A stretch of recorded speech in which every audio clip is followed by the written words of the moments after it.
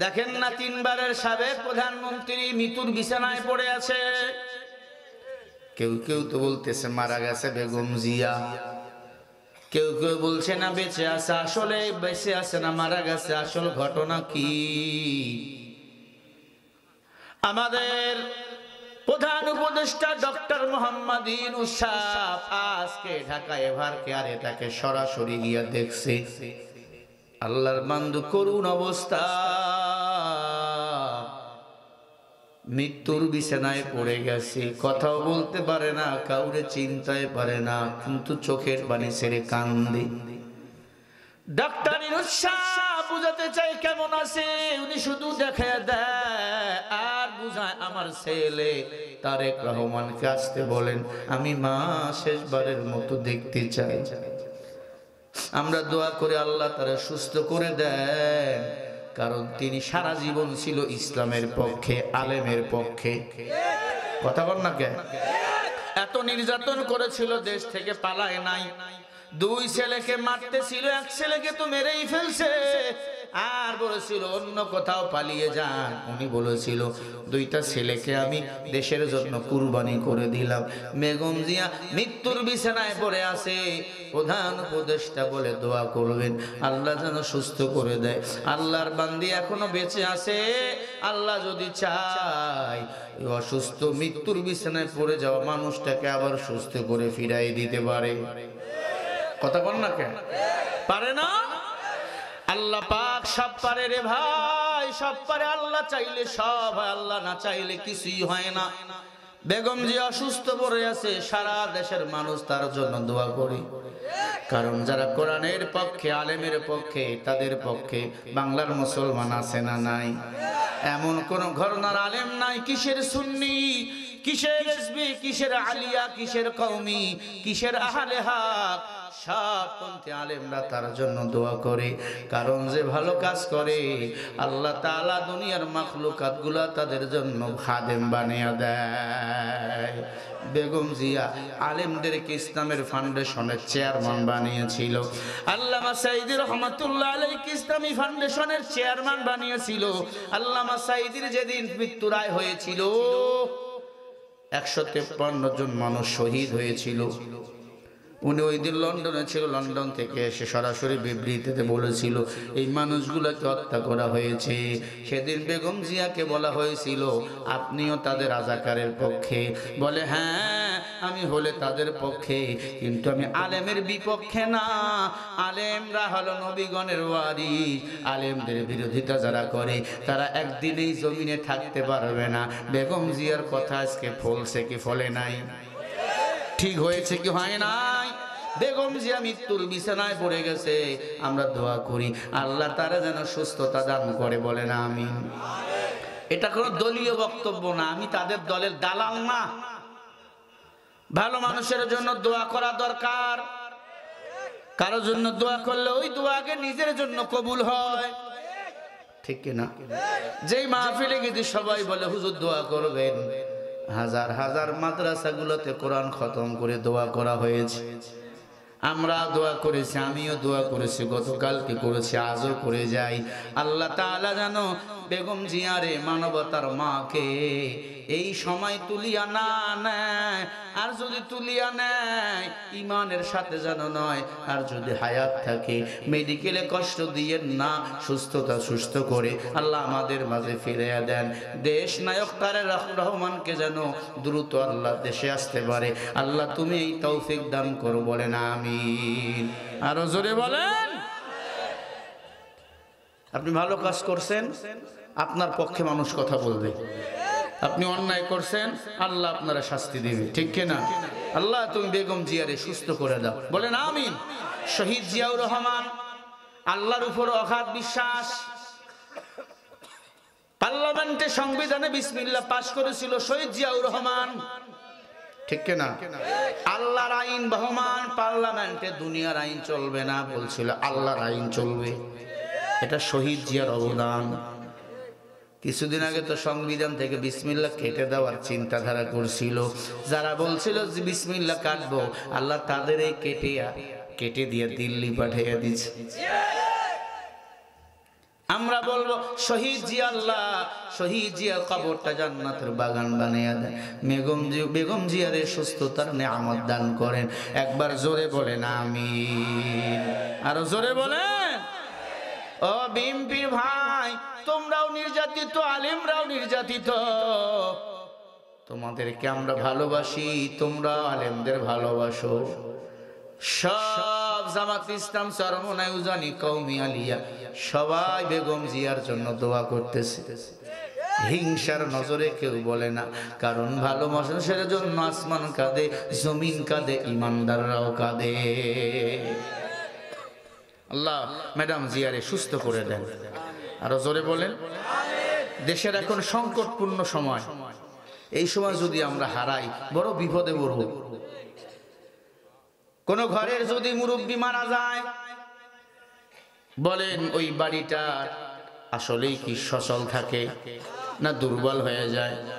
আমার দেশের আপনি মুরব্বী ছিলেন, আছেন, ওলামা ইকরামরা আমাদের মুরব্বী, তবে দুনিয়ার লাইনে ম্যাডাম জিয়াদের মতো 3 বারের সাবেক প্রধানমন্ত্রী। আবার দোয়া করি, হে মালিক হায়াত থাকলে সুস্থ করেন, জোরে কোন আমিন, আরো জোরে বলেন না, একটু জিকির করেন লা ইলাহা ইল্লাল্লাহ।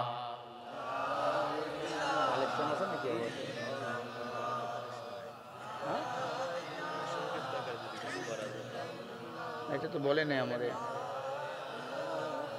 বাইরে রাখেন। লা ইলাহা ইল্লাল্লাহ, জোরে।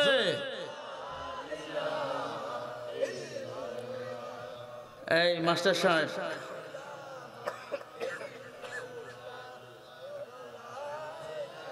লা ইলাহা ইল্লাল্লাহ, লা ইলাহা। ভাই কিছু তো বললেন না, কোনো কিছু আসেনি। লা ইলাহা, জোরে লা ইলাহা, লা ইলাহা ইল্লাল্লাহ মুহাম্মাদুর রাসূলুল্লাহ। পড়েন না সাল্লাল্লাহু। ভাইরা আমার খেয়াল করবেন, কথাগুলো দিলের কান দিয়ে শুনবেন। সামান্য রিকু দাও না ভাই, রিকু দাও। তুমি সাউন্ড কমায় কেন? কার ভয়? কমায়ও না। আর মনিটর দিবা, মনিটর দিলে পাবলিকের কষ্ট হবে না, আমাদের উপকার হবে। এই আল্লাহর বান্দারা ভালো করে দিলের কান দিয়া কথাগুলো শুনে নেবেন। মুসা নবী বলে, আল্লাহ কাফিল মুহাম্মদ রাসূলুল্লাহর নামগুলো কেটেছিল, তুমি তারে সাপ বানাইছো, মনে আছে? আল্লাহ ক্ষমা করে দাও। আল্লাহ বলে, ও মুসা, তুমি যদি আর একটা কথা বলো তোমার নবুয়তি বাতিল হয়ে যাবে। তুমি একজন পাপিষ্ঠের পক্ষ নিতে পারো না। সে রাহমাতুল লিল আলামিনের নাম তাওরাত থেকে কেটে দেওয়ার কে? আমি আল্লাহ আমার হাবিবের নামগুলো ঢুকায় দিয়েছি। একটা কথা বলবা না মুসা। মুসা নবী ভয় পেয়ে গেল, কোনো কথা বলে না। আল্লাহ বলে, মুসা, ও মুসা, তোমাকে আমি আল্লাহ বড় ভালোবাসি। সুবহানাল্লাহ বলো। তুমি দোয়া করছো, যাও, আমি কাফিল বাদীর হায়াত লম্বা করে দিলাম, আরো 2000 বছর হায়াত দিলাম। কয় হাজার বছর? আরো জোরে খেয়াল করে, 2000 বছর হায়াত লম্বা করে দিলাম।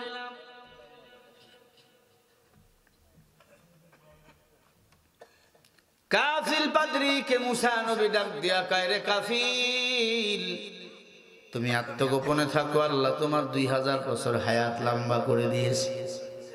তুমি এক জঙ্গলায় গিয়া ঘুমাও। মুহাম্মদ রাসূলুল্লাহ যেদিন দুনিয়া আগমন করবে সেদিন তুমি বুঝতে পারবা। দেখবা বাঘ হরিণ এক জায়গায় গান গাবে। আমার নবীর আগের বাড়ি ছিল আবু জেহেলের বাড়ি।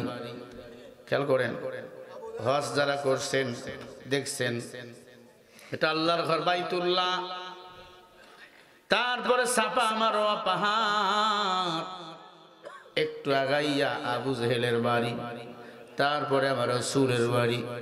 আবু জেহেলের বাড়িতে এখনো আছে, তবে ইন্টারন্যাশনাল বাথরুম।